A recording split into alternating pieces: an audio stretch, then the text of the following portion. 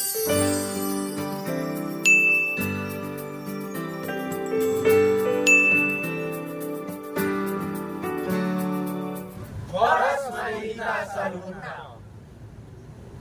bagi pemirsa semua dimanapun Anda berada.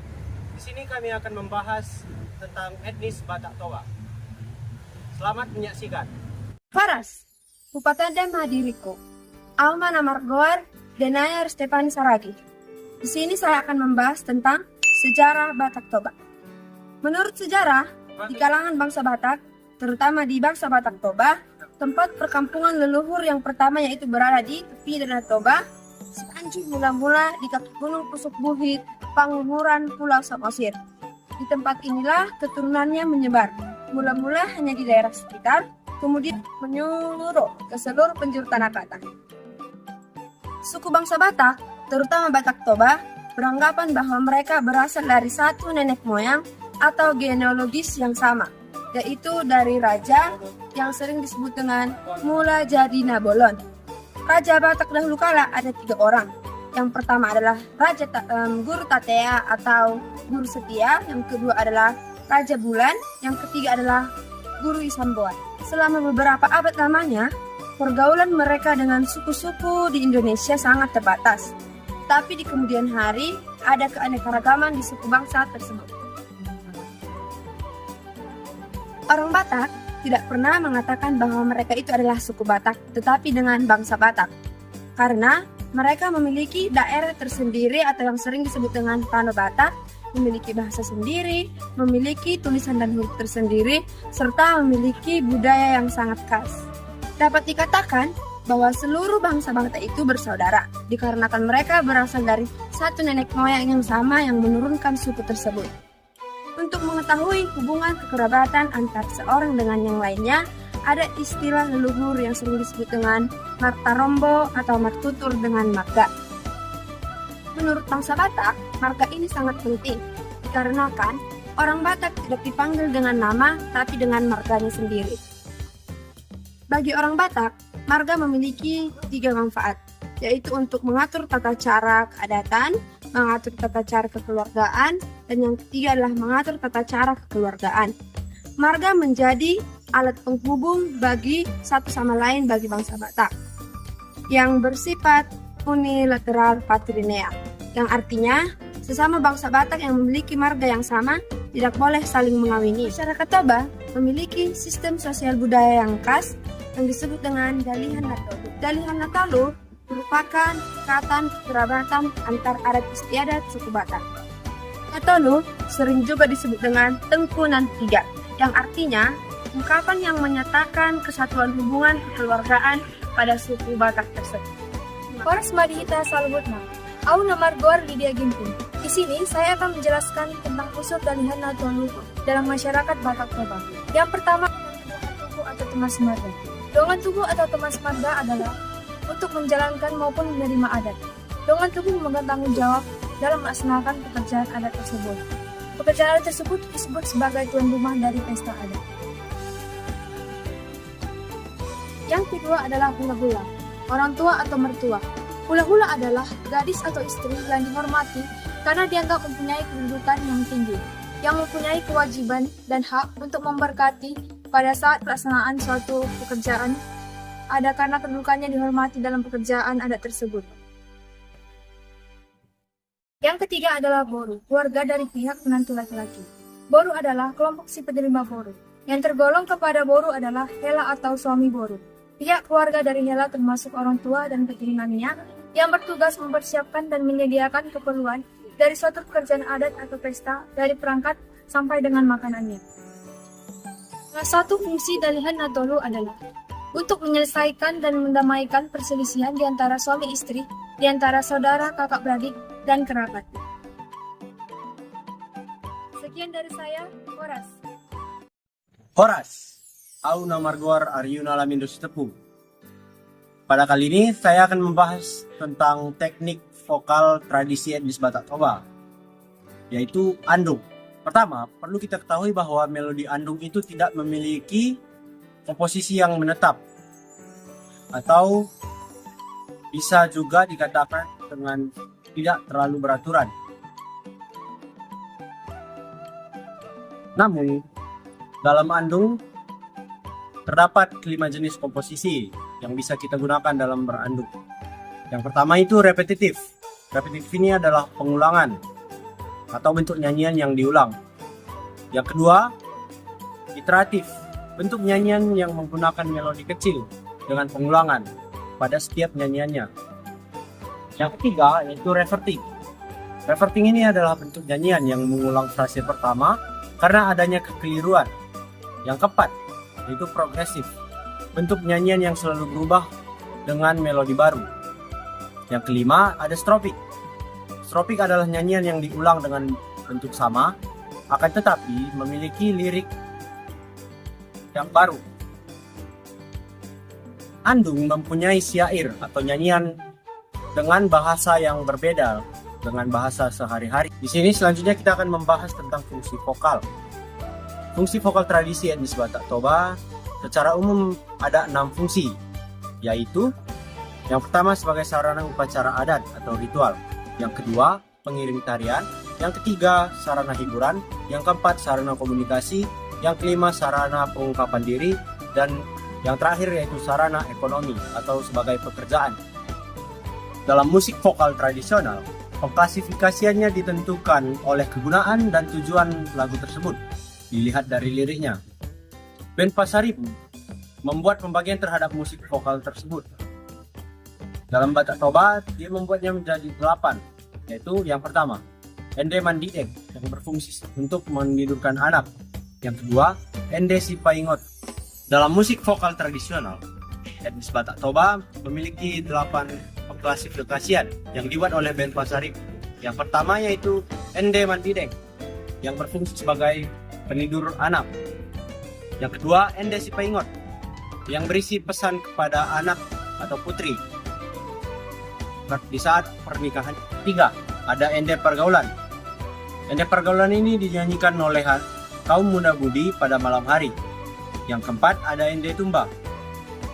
Ende Tumba berfungsi sebagai pengiring tarian, hiburan, dan penyanyi sekaligus menari dengan melompat dan berpegangan tangan sambil melingkar pada saat malam terang bulan. Yang kelima ada Ende Sibaran. Ende Sibaran ini menggambarkan tentang penderitaan seseorang dan dinyanyikan langsung oleh orang yang menderita tersebut. Biasanya orang ini akan menyanyikan Ende Sibaran ini di saat dia sedang kesepian dan di tempat sepi, di mana tidak ada orang yang melihatnya. Yang keenam ada Ende Pasu-Pasu. Ende Pasu-Pasu ini merupakan vokal untuk pemberkatan menikah atau pembukaan rumah baru dan kebahagiaan lainnya. Yang ketujuh ada Ende Hata. Ende Hata ini berupa lirik yang diimbuhi ritme monoton. Liriknya berupa rangkaian pantun dengan pola AABB. Dilakukan oleh kumpulan anak-anak yang dipimpin oleh orang dewasa. Yang kedelapan ada Ende Andung. Ende Andung merupakan musik vokal yang bercerita tentang kesedihan, ratapan oleh seorang pengandung. Andung ini biasanya digunakan pada saat orang meninggal, di mana isinya berupa penyesalan yang terhadap orang yang meninggal. Itu juga dengan riwayat hidupnya. Andung biasanya dilakukan secara spontan. Jadi sekian pembahasan tentang vokal. Horas. Ana Margoar Krisandi Nathanael Purba. Di sini saya akan menjelaskan jenis alat musik Batak Toba. Yang pertama, Ogung. Ogung merupakan alat musik sekaligus alat komunikasi yang digunakan oleh masyarakat Batak Toba. Ogung itu tersendiri berbentuk gong dengan ukuran yang bervariasi. Ogung adalah salah satu bagian dari bangsa bangunan yang terdiri dari tagading, ogung, sarune, dan keseng.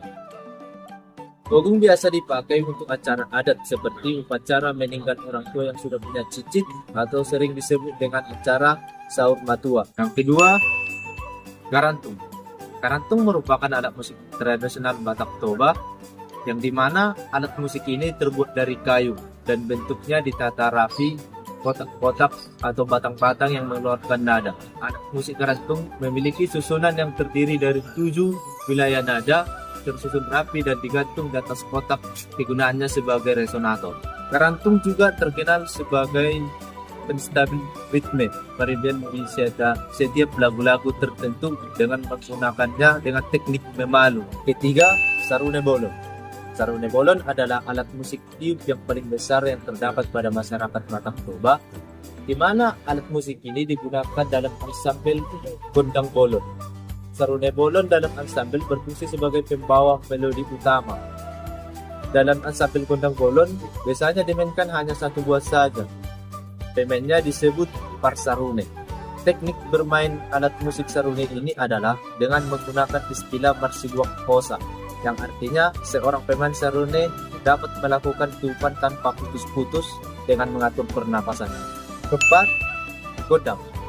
Instrumen gondang ini merupakan yang paling populer dari yang lain, di mana gondang biasa dimainkan untuk mengiringi tarian tortor Batak, baik dalam adat pernikahan, upacara adat meninggal, maupun tortor yang dipersembahkan untuk hiburan saja.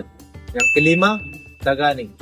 Taganing merupakan gendang yang diurutkan secara berurutan dari besar ke kecil, di mana taganing ini ada 5 buah gendang, yang pertama yang paling kecil adalah ting-ting, yang kedua badua ting-ting, yang ketiga painonga, yang keempat badua odap, yang kelima odap-odap.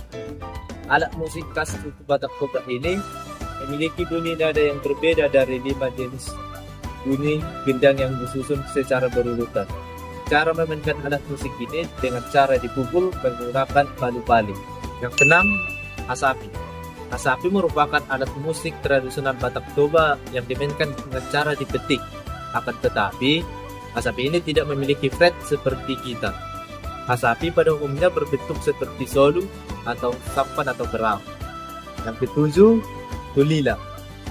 Tulila hampir sama seperti suling yang dimainkan dengan cara ditiup.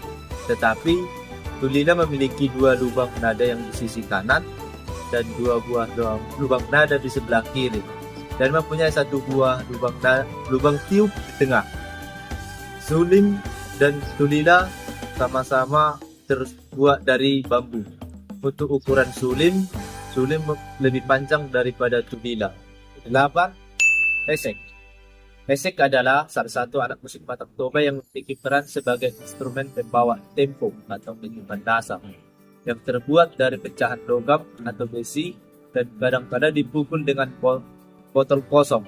Instrumen ini dimainkan dengan cara mengadu pecahan logam tersebut sesuai dengan irama dari suatu lagu. 9. Panggora. Panggora adalah alat musik yang berjenis stong, tetapi mempunyai bunyi yang cukup unik. Panggora dibuat dari logam seperti besi, kuningan atau perunggu. Suaranya yang dikeluarkan juga nyaring dan keras. Keunikan dari suara dari alat musik panggora ini berasal dari pukulan dengan menggunakan stick. Lalu setelah suara muncul, nanti diredam dengan menggunakan tangan. Bunyi sulim. Sulim atau seruling adalah instrumen tiup bambu yang berasal dari Batak Toba, yang dimana seruling ini memiliki 6 buah lubang nada dan 1 lubang tiup. Pada umumnya instrumen ini digunakan sebagai media hiburan untuk mengungkapkan perasaannya, dan dipakai juga pada acara kematian dan pernikahan. Sekian dari penjelasan tips alat musik Batak Toba. Horas. Auna Margoar Herianto Hia. Di sini saya akan menjelaskan tari gerak dasar tradisi etnis Batak Toba. Gerakan dasar atau pakem tortor Batak Toba ada 8, dan gerakan ini tidak dapat dirubah dan seharusnya ada dalam saat kita menortor karena mempunyai arti dan makna tersendiri. Yang pertama, gerak dasar Urdos atau mengurdo.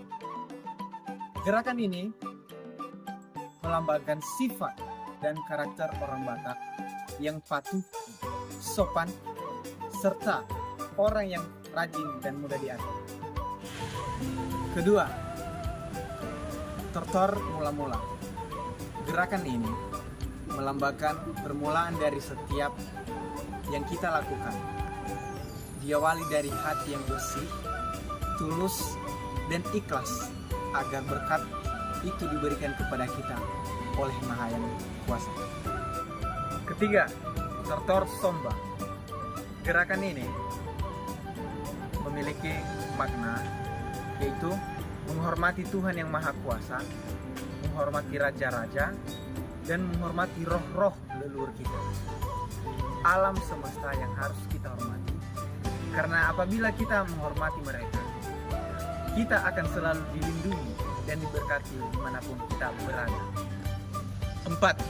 Tortor Raja. Gerakan ini melambangkan sifat dan karakter seseorang pemimpin atau raja, dan Boru ni raja yang harus siap dan mau berkorban, serta siap menerima setiap beban di pundak, baik yang dibuat rakyatnya atau keluarga, dan harus mampu menyelesaikannya dengan adil dan bijaksana. 5. Tortor Siboru. Gerakan ini khusus untuk perempuan. Arti dari gerakan ini melambangkan sifat dan karakter seorang wanita Batak yang sabar, sayang terhadap keluarganya, yang selalu menyimpan dan menimbang setiap tingkah laku anak, suami, keluarga, dan setiap orang dalam hatinya. 6. Tortor Kahwasion.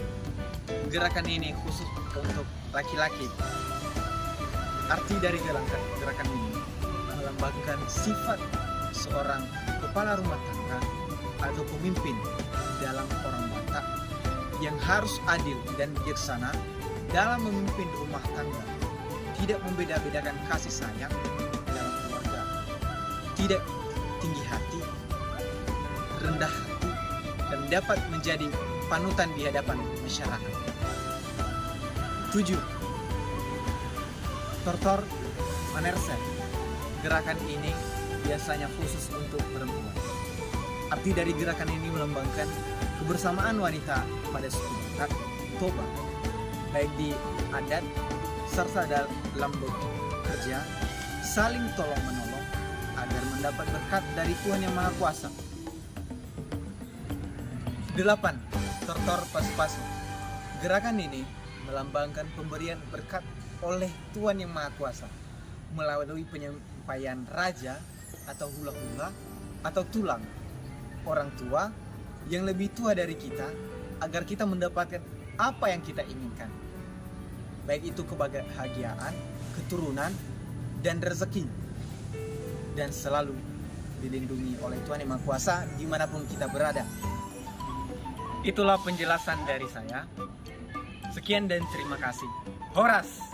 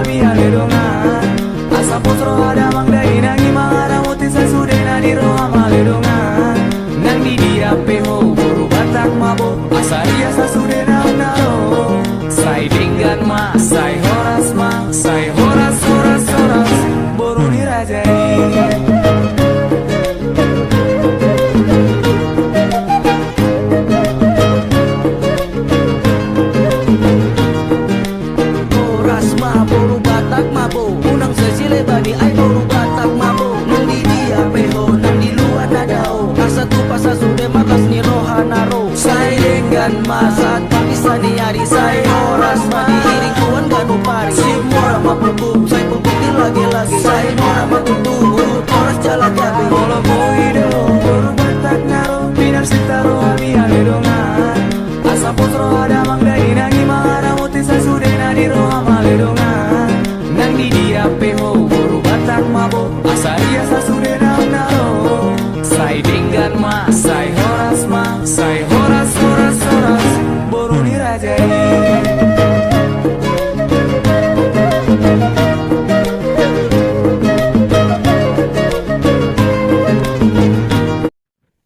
Horas, Mauna Marguar, Satrio Pangurahan. Di sini saya akan menjelaskan tentang pakaian adat etnis Batak Toba. Pakaian adat etnis Batak Toba terbuat dari kain ulos tradisional.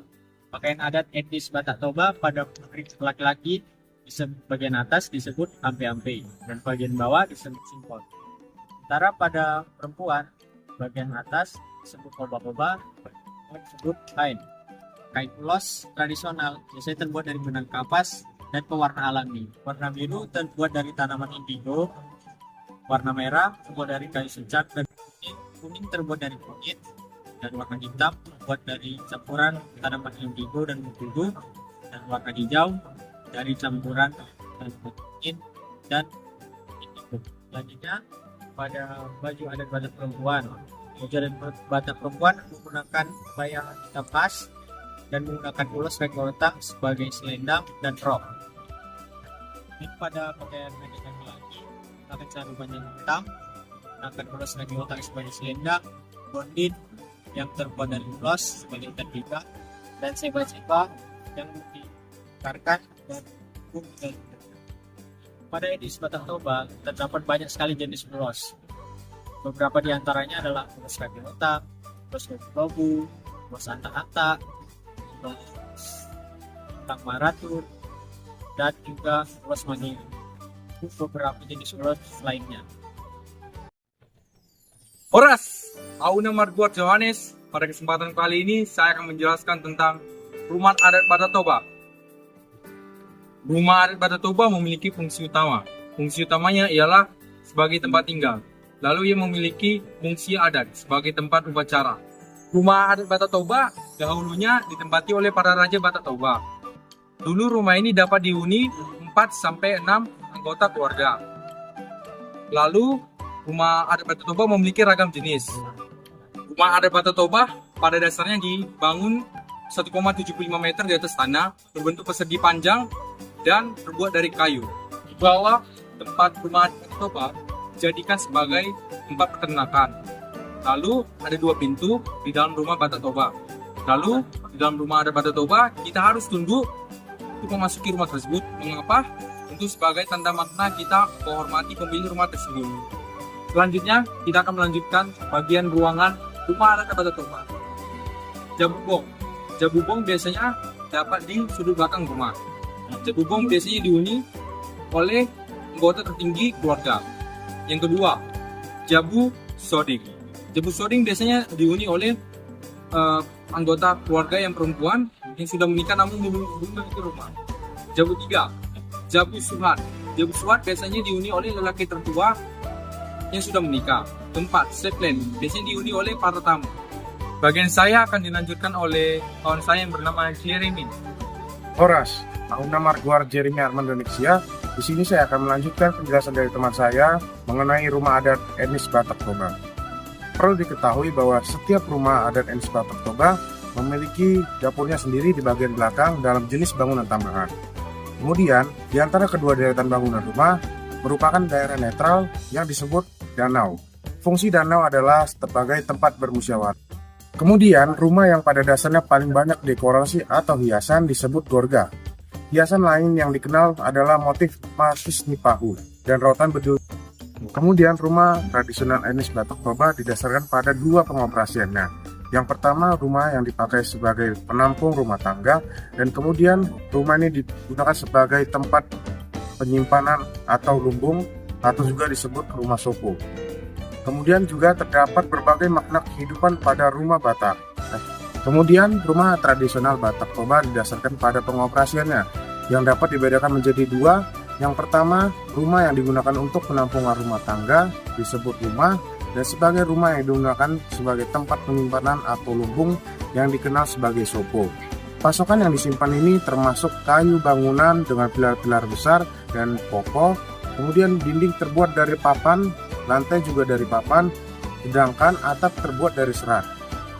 Kemudian terdapat juga berbagai makna kehidupan pada rumah adat Batak Toba. Contohnya, tiang penyangga yang kokoh sebagai fondasi memiliki filosofi gotong royong dan kekuatan. Bagian atap menjadi doa agar pemilik rumah selalu diberikan kesuksesan. Sementara itu di bagian ukiran di setiap dinding rumah menggambarkan kehidupan sehari-hari dan dianggap sebagai doa baik untuk pemilik rumah. Kemudian, rumah adat etnis Batak Toba dapat dibedakan menjadi dua dalam bentuk pengoperasiannya. Yang pertama, rumah digunakan sebagai tempat penampung rumah tangga atau rumah. Kemudian yang kedua, rumah adat digunakan sebagai tempat penyimpanan atau lumbung yang disebut juga rumah sopo. Kemudian terdapat juga beberapa makna dari rumah adat etnis Batak Toba, misalnya tiang penyangga yang kokoh menggambarkan filosofi gotong royong dan kekuatan.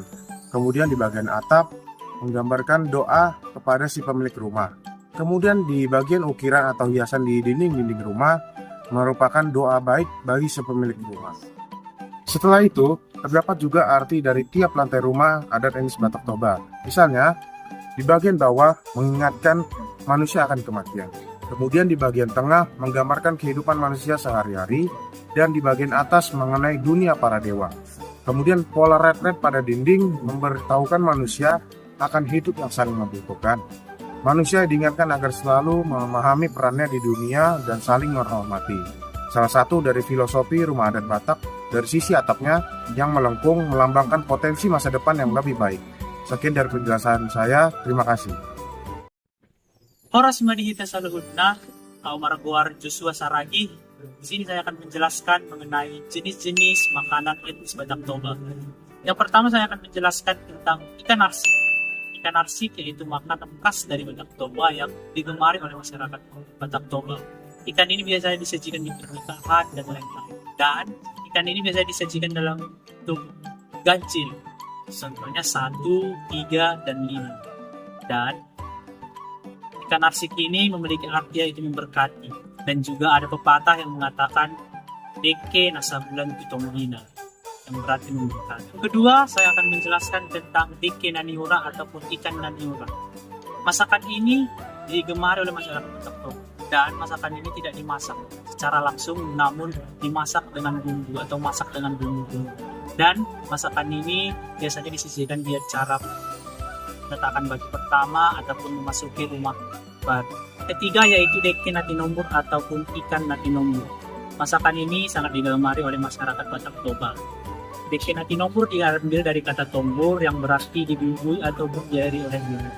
Dan masakan ini disajikan di acara wisuda dan penaikan kelas, dan orang tua menyajikan ini untuk anak-anaknya dengan harapan agar anak-anaknya selalu sehat, berprestasi, dan sukses di depannya. Yang keempat yaitu saksang.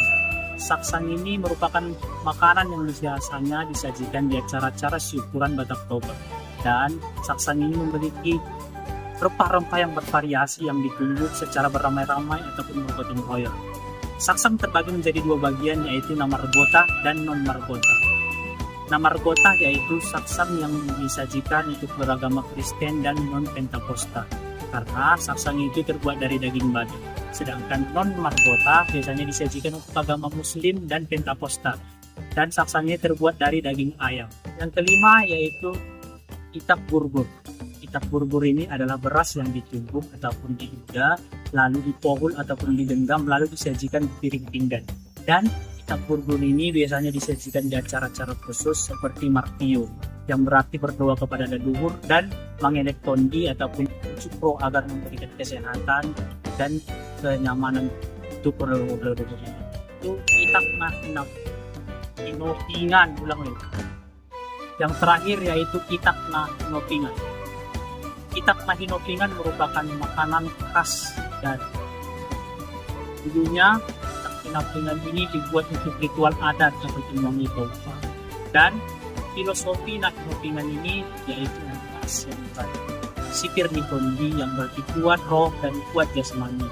lalu kunyit yang cerah dan pembawa riang, dan pisang yang sama juga pembawa kuat roh dan kuat jasmani. Sekian dari saya, terima kasih. Horas.